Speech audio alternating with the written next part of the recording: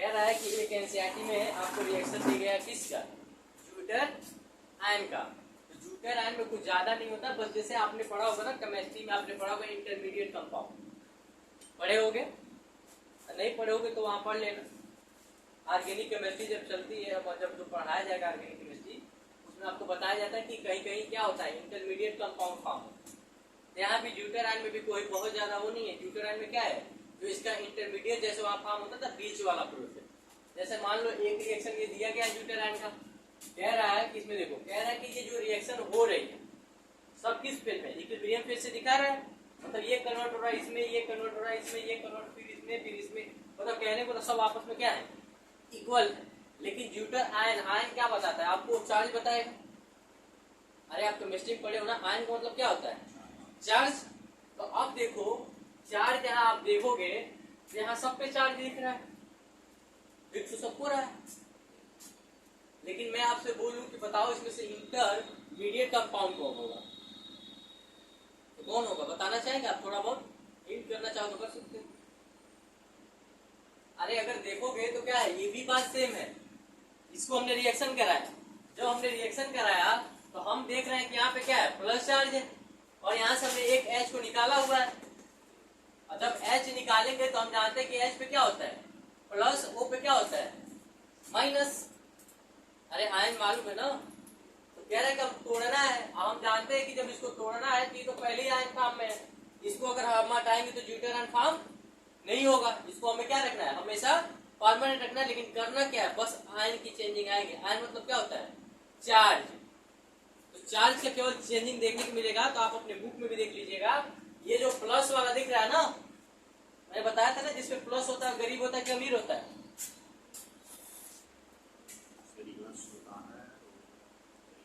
अमीर होता है, देता है, जो माइनस होता है वो लेता है, वो गरीब होता है। तो वही कह रहा है, देखो कह रहा है कि हम जानते हैं कि अगर हम इसको तोड़े, मान लो हमको H को निकालना है, अब H को हम निकाले तो निकालेंगे कहाँ से, अब यहाँ देखो जो हमने H को निकाला तो हम जानते हैं जब प्लस वाला चार्ज निकलेगा तो यहाँ पे क्या लगेगा, माइनस लगा होगा। अब देखो कह रहे हैं कि यहाँ से जब निकालने के बाद से B वाले स्टेप पे देख रहा, जब हम निकाल रहे तो क्या लग गया, माइनस लग गया, यानी H प्लस वाला कहीं निकल गया है। अब देखो क्या कह रहे हैं, कह रहे हैं कि जब तीसरे प्रोसेस में जाते हैं तो देखो क्या होता है, इसमें प्लस चार्ज था, दिख रहा है, इसमें प्लस था, अब ये प्लस चार्ज क्या हुआ, अब देखो यहाँ पे क्या हुआ, 3 हाइड्रोजन था, दिख रहा है, और यहाँ पे कितना हाइड्रोजन है, आओ 2 हाइड्रोजन है। तो अब यहाँ का भी तो 1 हाइड्रोजन निकला होगा, तो जब हम देखते हैं कि 1 हाइड्रोजन यहाँ का और 1 हाइड्रोजन यहाँ का, तो मतलब अगर देखा जाए तो क्या निकालना होगा, H2 गैस को बाहर की तरफ निकालना होगा, कहानी तो यही होगी। लेकिन जो ज्यूटर आयन का प्रोसेस है, ज्यूटर आयन में कहता है कि ये जो आप देख रहे हैं रिएक्शन, इस रिएक्शन का जो मिडिल फॉर्म होता है उसी को हम क्या बोलते हैं, आयन बोलते हैं, मतलब कहने को मतलब ज्यूटर बोलते हैं। और ज्यूटर, अब आयन की बात हो रहा है, आयन का सबसे बड़ी बात है, ये जो आयन है, जो चार्ज है, ये चार्ज का निकालना ही क्या होता है, इस चार्ज का निकालना ही क्या होता है, आयनाइजेशन होता है। आइए क्या हो रहा है, स्टेप जो दिख रहा है, सिंपल सी बात देखो, कहानी अगर बताना चाहूँ तो ज्यूटर आयन हम उससे बोलेंगे जब किसी केमिकल रिएक्शन से, या जो केमिकल रिएक्शन हमारे सामने दिख रहा है, इस केमिकल रिएक्शन से क्या हो रहा है, आयन का मतलब क्या हो रहा है, तब बोलो क्या बोले तुम, इलेक्ट्रॉन निकालते हैं तो उसे आयनाइजेशन एनर्जी बोलते हैं। हाँ, और हम देख रहे हैं कि किस फॉर्म में, ज्यूटर के फॉर्म में। जब ज्यूटर के फॉर्म में और आयन निकलेगा तो क्या बोलोगे, ज्यूटर आयन, क्योंकि ये ज्यूटर वाला रिएक्शन है ना, जब ज्यूटर का रिएक्शन है, इसमें से क्या हम कर रहे हैं, आयन को निकाल रहे हैं, इसीलिए हम क्या बोले इसको, ज्यूटर आयन बोले। ये क्वेश्चन पूछा नहीं गया, जनरली ना पूछा जाता है, हाँ, लेकिन एनसीईआरटी में दिया गया तो एक बार दिखा दिया हूँ कि आप याद रखिए कि यहाँ पे 3 हाइड्रोजन होता है, यहाँ पे 3 होता है, लेकिन तीसरे स्टेप में क्या होता है, 2 हाइड्रोजन हो जाता है, जो COOH के साथ जो H लगा होता है वो निकल जाता है, एक H यहाँ से निकलता है और एक H यहाँ से निकलता है, टोटली कितने H का निकलना होता है, 2 H का। ये पूरा प्रोसेस इसका है ज्यूटर आयन का, बस इतना कहानी याद रखना, बहुत इसमें से क्वेश्चन ऐसे पूछा नहीं जाता नॉर्मली। अब बाकी अगर सही से बायोमॉलिक्यूल आपको पढ़ना है तो जब आप केमिस्ट्री में जाओगे तो केमिस्ट्री में जो बायोमॉलिक्यूल चैप्टर है वहां पढ़ा जाता है। यहाँ पे बस बेसिक दिया है, रियल आपको पढ़ना है केमिस्ट्री में बायोमॉलिक्यूल। अब देखो क्या बोल रहा है, कह रहा है कि उसके बाद हम जानते हैं कार्बोहाइड्रेट हम पढ़ चुके हैं। कार्बोहाइड्रेट में हमने देखा था एक पेंटेन शुगर होता है, एक हेक्सोस शुगर होता है। पेंटो मतलब क्या होता है 5 कार्बन वाला, हेक्सो का मतलब क्या होता है 6 कार्बन वाला। तो कह रहा है कि 5 कार्बन वाला 6 कार्बन वाला मैंने नॉर्मली आपको हिंट किया था। एक चीज बताओ, ये जहां जहां डार्ट है ये क्या है, मतलब जहां जहां कोना दिख रहा है वहां पे क्या लगे हैं, कार्बन लगे हैं। अब ये केमिस्ट्री में आपने पढ़ा होगा, 1 2 3 4 और 5, तो इसमें 5 कार्बन दिख रहा है, तो ये कौन सा शुगर होगा, पेंटोज शुगर होगा। अब पेंटोज शुगर के एग्जांपल हमने क्या बताया था, राइबोज। अरे जो आपका प्रोटीन का सिंथेसिस कराता है, आरएनए का सिंथेसिस करा लेता है, आरएनए से तो होता है सब कहानी। तो कह रहा है कि इसका हमने देखा था पेंटोज शुगर का एग्जांपल क्या था, राइबोज था। अब आते हैं यहाँ पे गिनो, 1 2 3 4 5 और 6। अब इसमें 6 कार्बन दिख रहा है, तो ये क्या होगा बताओ, ग्लूकोज। अरे यार 6 कार्बन है तो आप क्या बोलेंगे, हेक्सोस शुगर बोलेंगे। हेक्सोस शुगर जो होता है उसका एग्जांपल क्या होता है, ग्लूकोज होता है। तो हम जानते हैं कि ग्लूकोज का फार्मूला क्या होता है, गिन लो, 6 कार्बन है, C6 और हाइड्रोजन जोड़ लो, एक देखो यहाँ से 1 2 3 4 5 6 7 8 9 10 11, ये कुछ छूट रहेगा कहीं,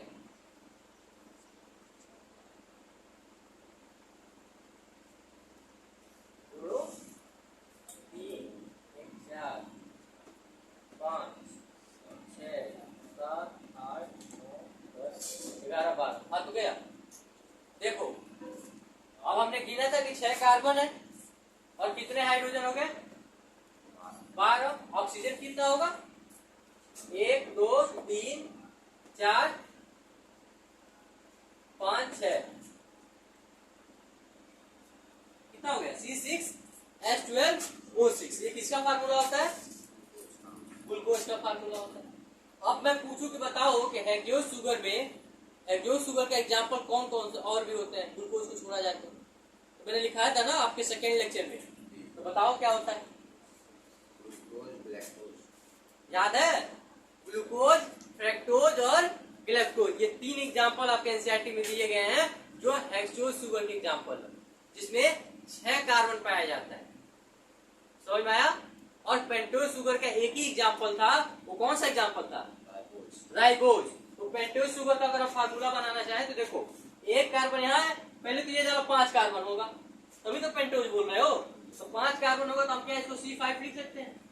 अब हाइड्रोजन को जोड़ लो, देखो फार्मूला ना समझ में आता है ना बनाने का, तो जोड़ना भी आना चाहिए। अब यहाँ देखो 1 2 3 4 5 6 7 8 9 और 10, तो कितना हो जाएगा H10।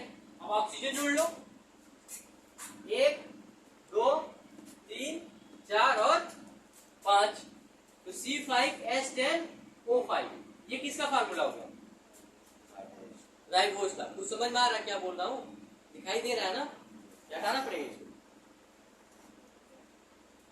दिख रहा है।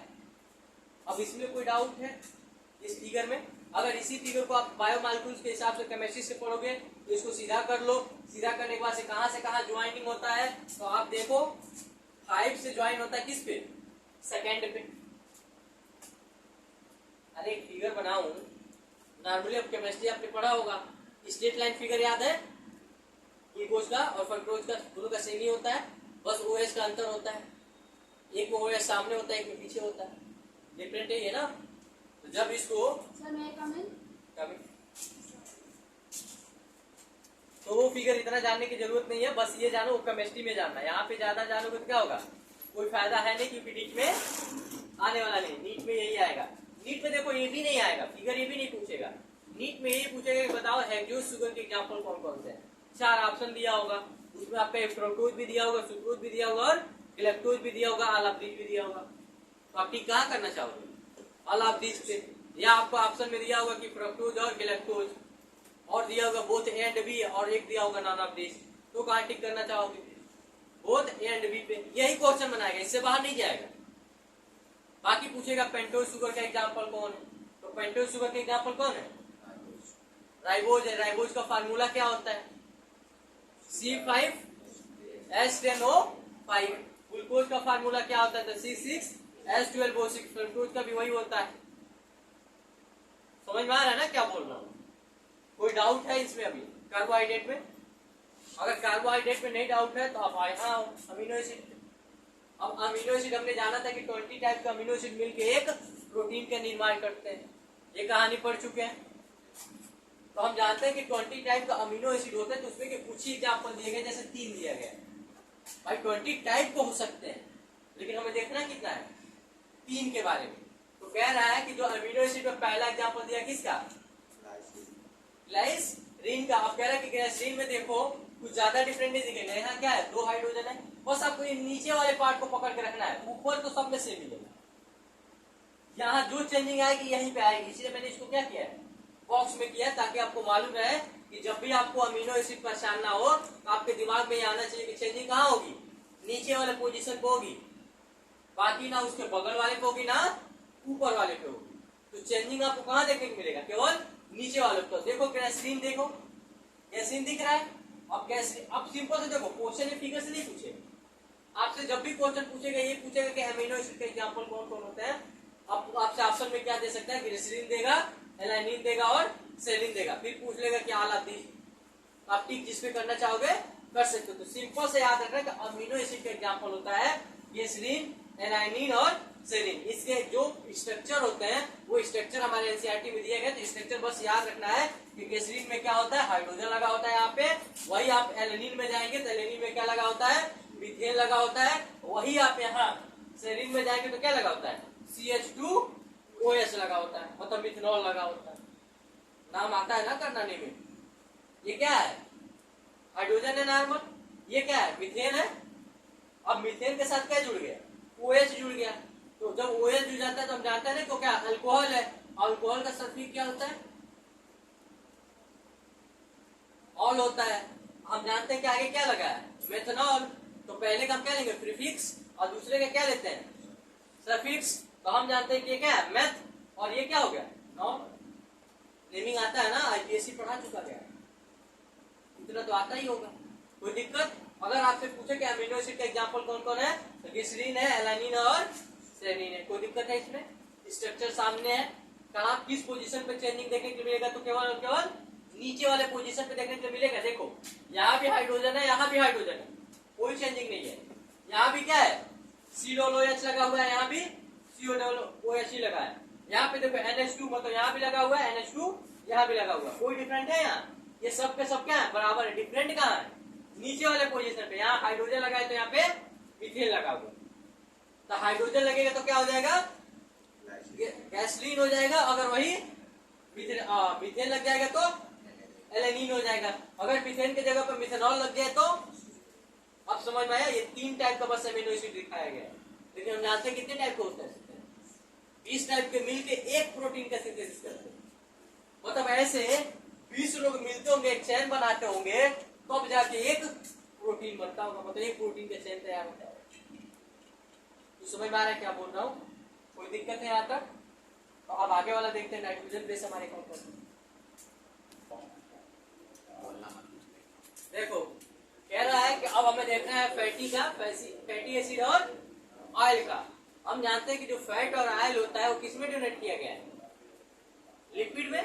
पहले मैंने लिपिड का एग्जांपल लिखा चुका हूँ। उसी लिपिड का एग्जांपल का हम लोग क्या देख रहे हैं, स्ट्रक्चर देख रहे हैं। हमने जो लिपिड पढ़ा था, लिपिड हमने बताया था आपको पाल्मेटिक एसिड के बारे में, एग्जांपल दिया था आपको। सिंपल लिपिड है ना, याद है? सारी चीजें मैंने लिखाई है सेकेंड लेक्चर वाले। तो वहां पे जब हमने बताया था, आप क्या देखना है, बस स्ट्रक्चर देखना है कि किसका कैसा स्ट्रक्चर होता है, मतलब देखने में कैसा होता है, उसका रूप या उसका रंग या उसका स्ट्रक्चर। यहाँ पे कह रहा है कि देखो फैटी एसिड का एग्जांपल हमने देखा था पाल्मेटिक एसिड। अब कह रहा है पाल्मेटिक एसिड में देखो यहाँ पे क्या है, ये जो देखो यहाँ पे कितना ग्रुप लगा हुआ है मीथेन का। याद रखना, पहचाने, अगर मान लो फिगर से क्वेश्चन पूछ ले तो आपको पहचानने के लिए आ जाए तो पाल्मेटिक एसिड का अगर पूछ ले, क्या बताइए कि पाल्मेटिक स्ट्रक्चर का कौन सा इसमें करेक्ट स्ट्रक्चर है। पहचानने का तरीका याद रखिएगा, बगल में एक मीथेन होगा, उसके बाद भी मीथेन ही होगा, लेकिन उसके साथ कितने कंबाइन होंगे? 14 लोग कंबाइन होंगे मीथेन के। मतलब ये CH2 CH2 CH2 कितने होंगे? 14 होंगे एक साथ। उसके बाद से क्या लगा होगा लास्ट में?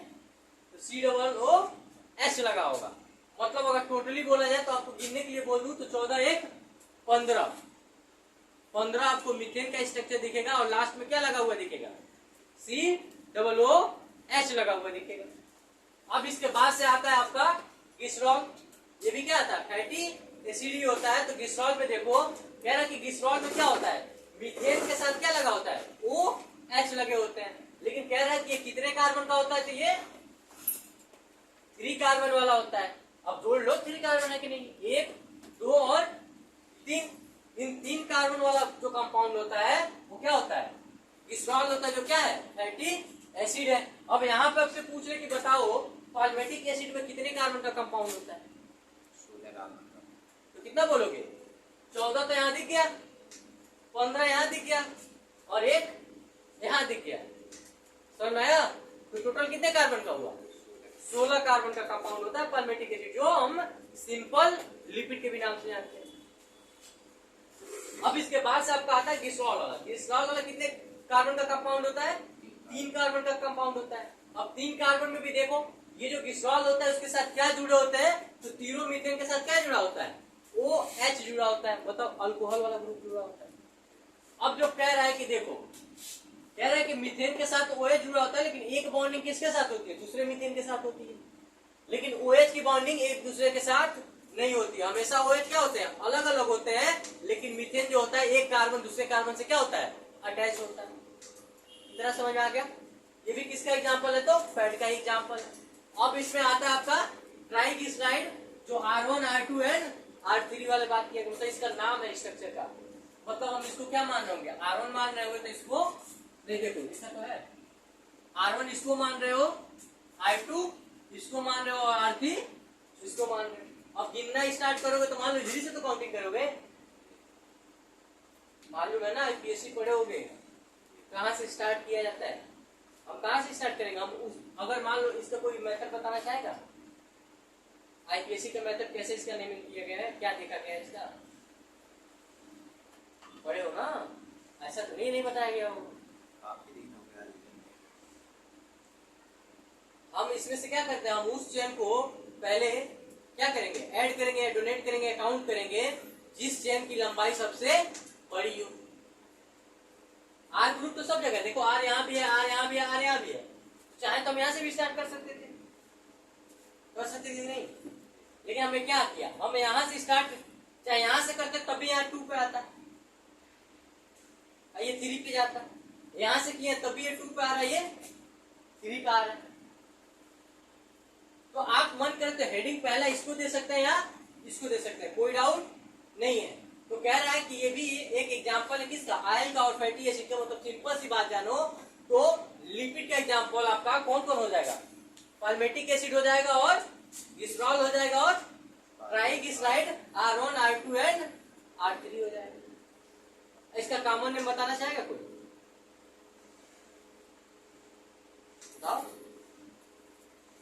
कॉमन नेम पढ़े हो ना केमिस्ट्री, ऐसा तो होगा नहीं, तो कॉमन नेम बताओ जल्दी।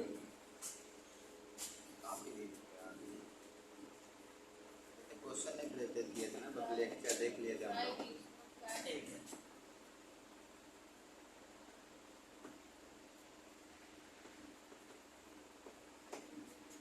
नॉर्मल इसको क्या बोल सकते हो?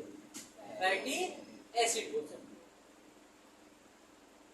हो। अब देखो क्या बोल रहा है, कह रहा है कि इसके बाद से आपने पढ़ा होगा ये फास्फोलिपिड, पढ़े थे कि नहीं पढ़े थे? ये भी हमने एग्जांपल लिखा चुके हैं लिपिड में। तो फास्फोलिपिड का एग्जांपल क्या होता है? हम जानते हैं कि जहां पे बात ही कर रहा है किसका?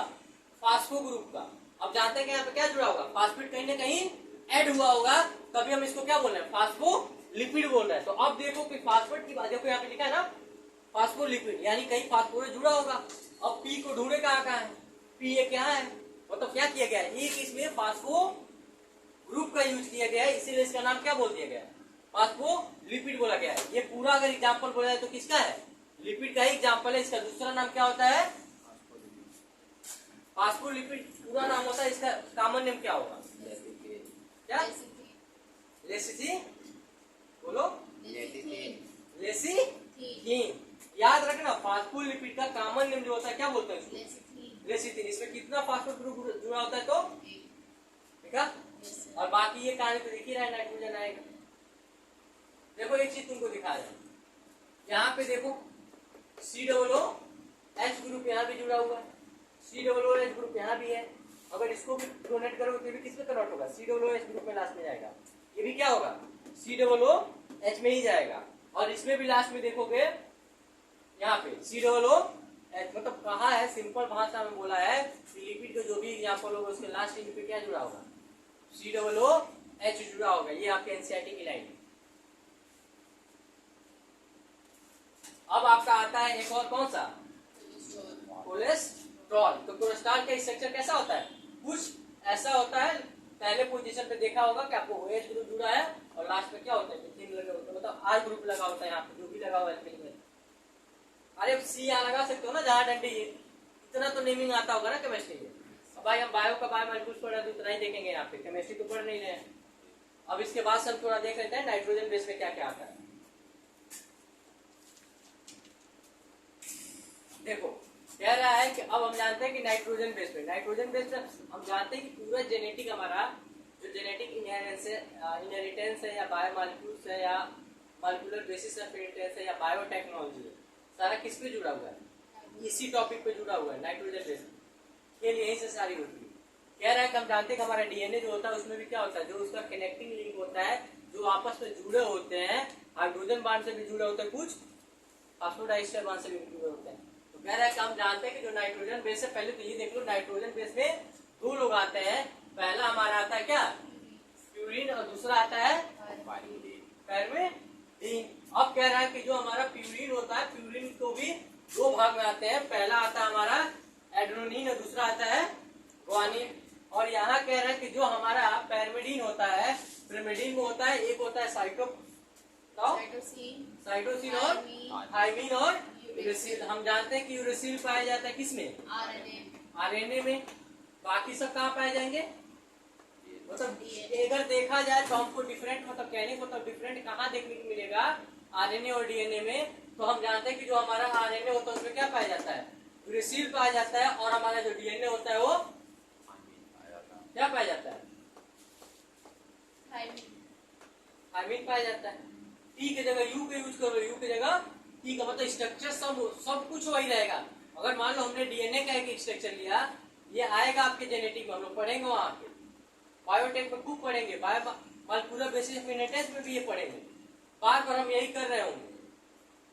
वहां पे दिया भी है सीक्वेंस, बताओ ये डीएनए का एक सीक्वेंस दिया गया है 5 प्राइम टू 3 प्राइम या 3 प्राइम टू 5 प्राइम, और बोलेगा आपसे कि बताओ कि इसमें से आरएनए का अगर फॉर्मेशन करना हो तो ये यही सीक्वेंस किस सीक्वेंस में चलेगा। तो वहां पे कुछ करना नहीं होता है, जहां भी थायमिन होता है वहां यूरेसिल लगा देना होता है, तो आरएनए में कन्वर्ट हो जाता है। अगर वही आरएनए का दिया हो तो वहां पे केवल हम थायमिन लगा देंगे तो डीएनए में कन्वर्ट हो जाता है, वहां कुछ चेंज नहीं करना होता, क्योंकि सीक्वेंस पूछता है ना आपसे।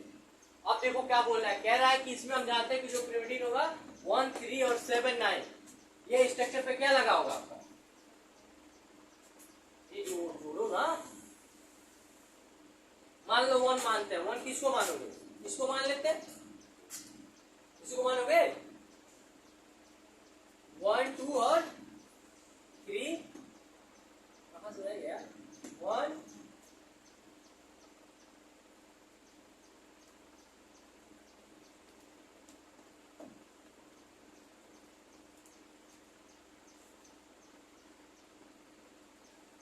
बताओगे नेमिंग करके इसका?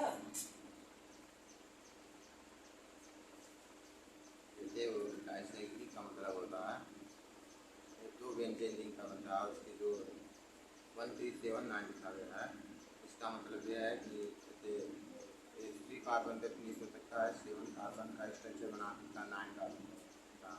देखो क्या कह रहा है, कह रहा है कि जो पिरिमिडीन है, जो नाइट्रोजन बेस लगा होगा वो कहाँ कहाँ लग सकता है? 1 पे लगा होगा, 3 पे लगा होगा और 7 पे लगा होगा और 9 पे लगा होगा। ये कोड होता है जो क्या बनाता है आपका? प्यूरिन बनाता है। मतलब कह रहा है कि दो बेंजीन अगर रिंग आप लेते हैं तो दो बेंजीन रिंग में जो हमारा नाइट्रोजन बेस होगा, जैसे नाइट्रोजन बेस का मतलब क्या हो गया NH2, कह रहे हैं कि वो NH2 कहाँ कहाँ लगा हो सकता है, तो या तो फर्स्ट प्राइम पे लगा हुआ है, या तो 3 प्राइम पे लगा हुआ है, या तो 7 पे, या तो 9 पे। अब ये एडिंग है, आप देख लीजिएगा थोड़ा सा। अब बाकी इतना केमिस्ट्री से दिमाग में तो आ नहीं रहा है कि कहाँ से किया जाएगा, क्योंकि फर्स्ट इसको मानोगे, अब इसको भी मानते हो तो नहीं होगा।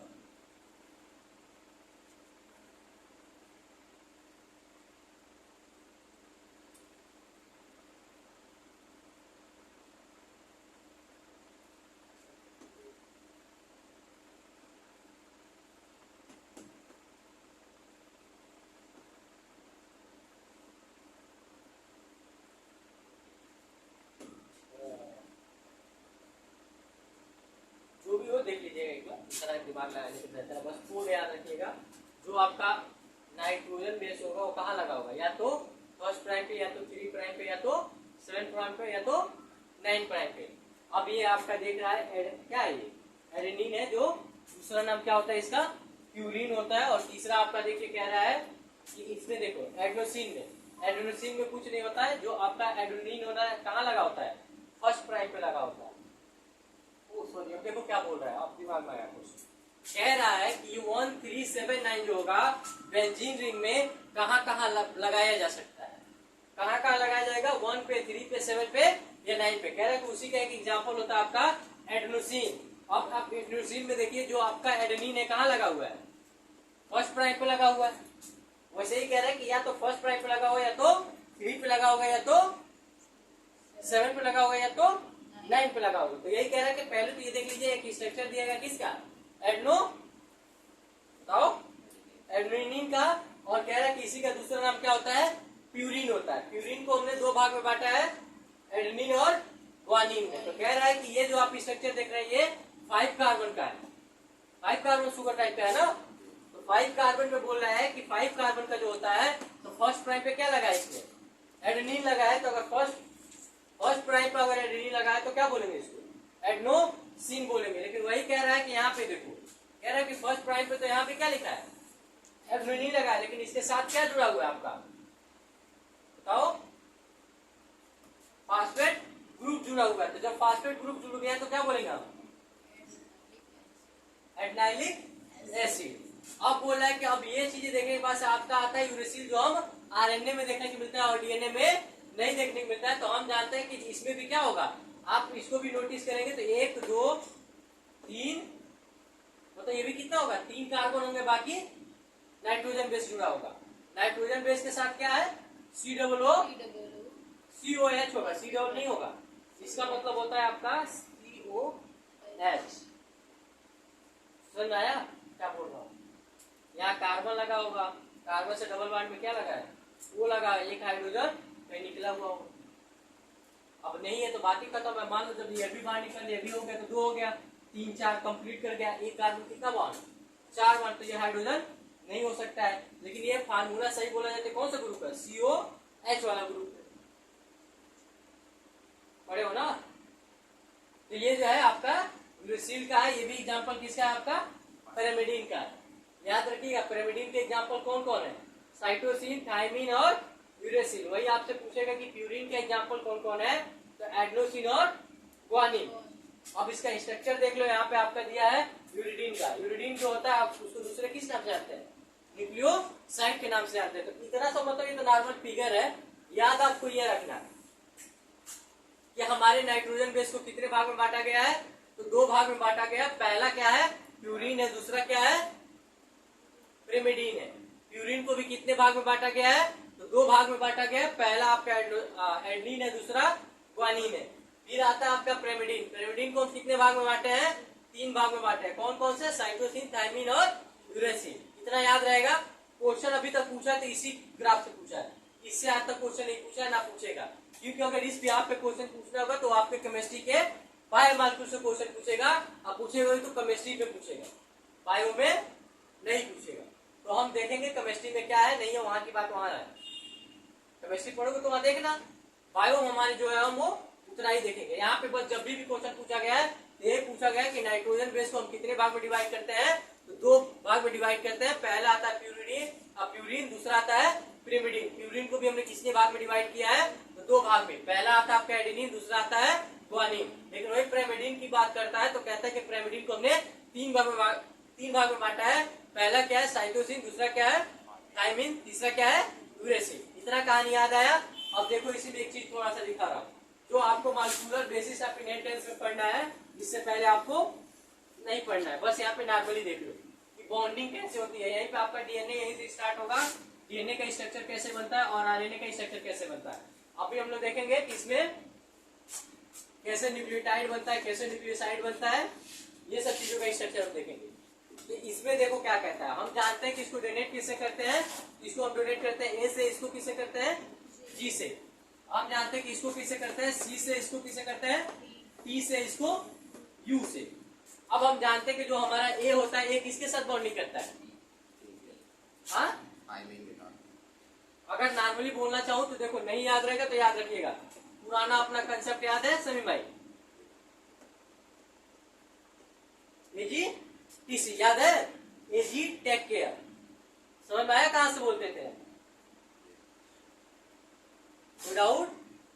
एजी टेक केयर किसको बोला जाता है, एजी वाला बात बताया था, कहानी समझ में आ रहा है। मान लो किसी का हस्बैंड बाहर जा रहा हो और जब निकल के जाता है तो उसकी वाइफ क्या बोलती है, एजी संभल के जाइएगा, उसी को इंग्लिश में क्या बोला जाता है, एजी टेक केयर। समझ में आया, कोई दिक्कत है। अब देखो क्या कहानी है। अब यहाँ से बोल रहा है कि एजी टेक केयर, ये हम लोग का हो गया ट्रिक। अगर आपको पढ़ना तो एजी किसका एग्जाम्पल है, प्यूरिन का और टीसी, और इसी में एक और जोड़ लो तो यू, ये किसका एग्जाम्पल हो जाएगा, पिरिमिडिन का। अब देखो क्या बोल रहा है, अब कह रहा है कि इसकी बॉन्डिंग हम जानते हैं ये क्या होता है, हमेशा 1:1 का बॉन्डिंग करता है कि 2:1 का करता है, बताओ। बॉन्डिंग करेगा तो वैसे थाइमिन के साथ डबल बॉन्ड होगा। अरे इसका क्या होता है, 1 ही तो होता है सबका, तो रेशियो 1:1 का ही होता है। फिर देखो कह रहा है कि हम ए का बॉन्डिंग किससे करेंगे, बताओ, थाइमिन से, और जी का बॉन्डिंग किससे करेंगे, साइटोसिन से। तो ए जो होता है डबल बॉन्ड से जुड़ा होता है टी के साथ, और जी जो होता है ट्रिपल बॉन्ड से जुड़ा होता है सी के साथ। यही हमारा ट्रिक होता है पहचानने के लिए, हम कैसे जानेंगे कौन प्यूरिन है कौन पिरिमिडिन है। तो याद रखिएगा प्यूरिन क्या होता है, एजी, टेक केयर क्या होता है, पिरिमिडिन। यही हमारा ट्रिक होता है, एजी टेक केयर, हमेशा याद रहता है। अब यहाँ पे जो बोल रहा है कि हम जानते हैं कि ए जो होता है डबल बॉन्ड से जुड़ा होता है किससे, टी से। अब ये बीच की जो बॉन्डिंग होती है कौन सी बॉन्डिंग होती है, हाइड्रोजन बॉन्डिंग होती है, आपको याद होगा।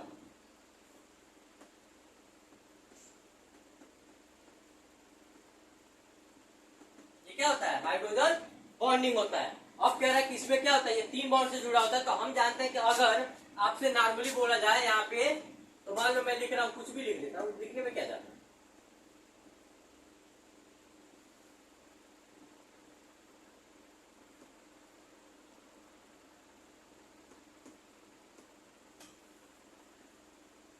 मान लो कोई हमने सीक्वेंस दिया है, कहां से, 3 प्राइम से 5 प्राइम से, 5 प्राइम से 3 प्राइम की तरफ, ये तो हम पढ़ते आ रहे हैं शुरू से।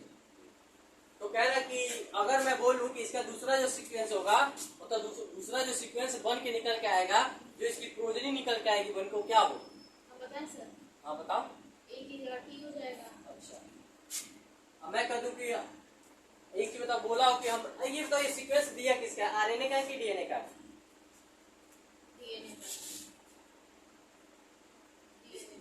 डीएनए का है। अगर मैं कह दूं कि डीएनए से आपको आरएनए बनाना है, तो बनाओ। ए की जगह टी हो जाएगा, सी की जगह जी हो जाएगा, जी की जगह सी हो जाएगा, टी की जगह, अच्छा यहाँ पे बोलना क्या होगा, हाँ सॉरी यूरेसिल होगा, यू होगा, यू होगा, यू होगा। इसीलिए ना घर पे दिमाग रख के आती है। ये सीक्वेंस आपका है डीएनए का, हम बोल रहे हैं कि आरएनए का सीक्वेंस तैयार करना है, तो क्या होगा, ए की जगह यू हो जाएगा। जी, आप क्या कह रहे हैं, डीएनए का सीक्वेंस है। जैसे पूरा ऐसे तो आता है। मैं बोला हूँ आरएनए का सीक्वेंस चाहिए मुझे, हाँ। बताओ। ए की जगह यू हो जाएगा, सी की जगह जी हो जाएगा, जी की जगह सी हो जाएगा, टी की जगह आप सभी में बताएंगे। टी वाला चेंज होगा। अरे ये इंसान क्या पढ़ती हो तुम? आई मीन मैं बोला हूँ ना कि केवल टी के जगह चेंज हो पाएगा, यहाँ ए का यही रहेगा, कोई दिक्कत नहीं है। हम क्योंकि आरएनए का सीक्वेंस बना रहे हो ना, ये तो डीएनए का सीक्वेंस दिया था, हमें आरएनए का सीक्वेंस, हमें आरएनए नहीं बनाना है, सीक्वेंस बना रहे हैं। ऐसे गलत होता है मॉलिक्यूलर बेसिस ऑफ इनहेरिटेंस। यहाँ क्या होगा, ए का यही होगा, सी का सी होगा, जी का जी होगा, टी के जगह पे क्या हो जाएगा, यू हो जाएगा, यहाँ पे क्या हो जाएगा, ए, यहाँ पे सी और ये जी। ये किसका हो गया आपका, ये आपका आरएनए का सीक्वेंस है। जब मैं ये कहूं कि डीएनए से आरएनए का फॉर्मेशन करना है, तब आप उस मेथड को यूज करोगे। मैंने बोला कि एक सीक्वेंस दिया गया है, आपको आरएनए का सीक्वेंस बताना है क्या होगा। मान लो डीएनए का ही सीक्वेंस है ना, डीएनए तो नहीं है ना, डीएनए का सीक्वेंस है, कोई डीएनए बन रहा है लेकिन उसमें सीक्वेंसिंग ये दी गई है, लेकिन कह रहा है कि बताओ अगर यही आरएनए बन रहा होता तो सीक्वेंस क्या होगा। समझ में आया? यहाँ तो कोई दिक्कत, बिठा दूं? अब इसके बाद थोड़ा सा देख लो कि न्यूक्लियोटाइड न्यूक्लियोसाइड क्या होता है, फिर हम बताएंगे कि डीएनए कैसे बनता है एक दूसरे से जुड़ के। देखो नाइट्रोजन बेस से कुछ मिल के, मतलब शुगर और नाइट्रोजन बेस मिल के एक प्रोडक्ट तैयार करते हैं। अब इसी प्रोडक्ट से हमारा पूरा डीएनए और आरएनए का निर्माण हुआ। अब कह रहा है कि देखो, कह रहा है कि जो नाइट्रोजन बेस है, अब नाइट्रोजन बेस में अगर हम शुगर ऐड करते हैं तो शुगर भी कितने टाइप के हमने पढ़ने हैं, 2 टाइप के पढ़े हैं, या तो हेक्सोज शुगर हो या तो पेंटोज शुगर हो, 2 कहानियां चली हैं। तो यहाँ पे जो हम शुगर ले रहे होंगे, यहाँ पे कौन सा लेंगे, हम केवल 5 कार्बन वाला शुगर लेंगे। याद देखिएगा, 5 कार्बन का एग्जाम्पल वाला शुगर कौन था, एक ही था, राइबोज शुगर था। तो कह रहा है कि जो नाइट्रोजन बेस होता है प्लस शुगर होता है, तो शुगर में भी कौन, 5 कार्बन वाला शुगर, जिसको हम क्या बोलते हैं, राइबोज बोलते हैं। अगर इन दोनों को हम मिक्स करते हैं तो क्या बन के आएगा हमारा, न्यूक्लियोसाइड बन के आएगा। लेकिन कह रहा है कि मान लो अगर हम एडेनिन में हम क्या कर दें, राइबोज को जोड़ दें, तो शुगर को ऐड कर दें, तो क्या बनेगा, एडेनोसिन बन जाएगा। वही कह रहा है कि अगर हम ग्वानिन में जोड़ दें शुगर को तो क्या बनेगा, ग्वानिसिन बन जाएगा। बस ये याद रखना, लास्ट में क्या जुड़ रहा है, सिन जुड़ रहा है, किसका, प्यूरिन में। ये दोनों क्या है, प्यूरिन वाले है ना। अगर प्यूरिन वाले में आप शुगर को ऐड करोगे तो क्या बनेगा, एडेनोसिन बनेगा या तो ग्वानोसिन बन जाएगा। लेकिन वही कह रहा है कि अगर हम प्रेमिडीन में आ जाएं, अब प्रेमिडीन में आने के बाद से हम साइटोसिन में अगर शुगर ऐड कर दें, मतलब राइबोज शुगर ऐड कर दें, तो क्या बनेगा, साइटिडीन बनेगा। अब याद रखना है इसमें IDINE, साइटिडीन बनेगा। वही थाइमिन में अगर शुगर जोड़ दे तो थाइमिडीन हो जाएगा। अगर वही आप यूरेसिल में शुगर जोड़ दो तो यूरिडीन हो जाएगा। अब कह रहा है कि अगर हम नाइट्रोजन एक बेस ले लें और उसमें शुगर भी, मतलब राइबोज शुगर को भी ऐड कर ले, और साथ में क्या ऐड कर ले, फास्फेट ग्रुप को ऐड कर ले। मतलब कहने का मतलब नाइट्रोजन बेस और शुगर और फास्फेट ग्रुप, इन तीनों का अगर हम ऐड कर ले तो क्या बनेगा हमारा, न्यूक्लियोटाइड बनेगा। अब याद रखना, न्यूक्लियोसाइड बनता है nitrogen base plus ribose sugar. और वही बात बोल रहा है कि अगर हमें न्यूक्लियोसाइड से न्यूक्लियोटाइड बनाना हो तो हमें क्या करना होगा, nitrogen base as well as लेंगे और हम ribose sugar as well as लेंगे, लेकिन साथ में क्या जोड़ देंगे, केवल और केवल फास्फेट ग्रुप जोड़ देंगे। तो अगर ये फास्फेट ग्रुप जुड़ता है, आप याद रखिएगा नीट में क्वेश्चन पूछा जा चुका है, न्यूक्लियोसाइड वाला भी और न्यूक्लियोटाइड वाला भी। तो कह रहा है कि न्यूक्लियोटाइड में क्या होता है, नाइट्रोजन बेस होता है और पेंटोज शुगर होता है, साथ में क्या होता है, फास्फेट ग्रुप होता है, क्या बनाता है, न्यूक्लियोटाइड बनाता है। लेकिन वही पर कह रहे हैं कि अगर हम नाइट्रोजन बेस ले लें और शुगर को ऐड कर दे, पेंटोज शुगर को, तो क्या बनाएगा, केवल और केवल न्यूक्लियोसाइड बनाएगा। तो इसमें कोई दिक्कत नहीं है ना, कैसे क्या होना है। बाकी आता है ये देखो, कह रहा है कि कुछ न्यूक्लियोटाइड के एग्जाम्पल है अपने पास। अब न्यूक्लियोटाइड के एग्जाम्पल कौन कौन है, एडेनाइलिक एसिड, कुछ हुआ नहीं, देखो बता रहा हूँ, सेम कहानी यही है। अब इनके साथ में क्या किया गया है, फास्फेट ग्रुप लगा दिया गया है, क्योंकि ये सब नाइट्रोजन ही बेस है ना। अब उसी में पढ़ के आ रहे हैं इसको। तो हम क्या करेंगे, केवल इसके आगे मन करे तो इसके आगे क्या करिएगा, आप फास्फेट ग्रुप प्लस करके आप इन सब का नाम लिख सकते हो। कोई दिक्कत है नो सर। यहाँ तक, कोई दिक्कत? No sir. ठीक है, कल से पढ़ना डीएनए और आरएनए जो भी पढ़ना है।